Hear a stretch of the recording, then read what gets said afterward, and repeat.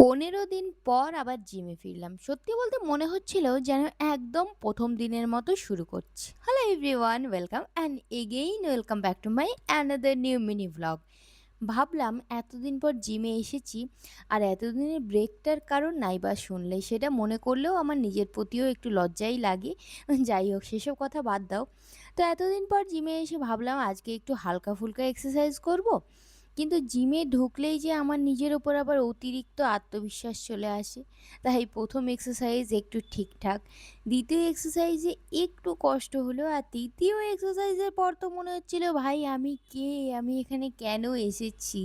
সব কিছুই যেন মনে হচ্ছে নতুন, নতুন। আর এত ব্যথা শুরু হলো তারপর, যেন মাসলগুলো একসাথে বলে উঠল আজ আর নয়। তবে সবকিছুর মধ্যে দিয়ে একটা শান্তি হলো, এই ১৫ দিনের ব্রেকে এত খেয়ে দিয়েও একটুও পুটন করিনি, যেটা আমার এই ১৫ দিনের ব্রেক নেওয়ার গিল্টি ফিলটাকে অনেকটা লাঘব করেছে। তো তাই হাসতে, হাসতে চলে গেলাম বাড়ি। আর বাড়ি যাওয়ার পথে এই আনন্দে একটা ছোট্ট ইডলি ট্রিট, সেই আগের মতো।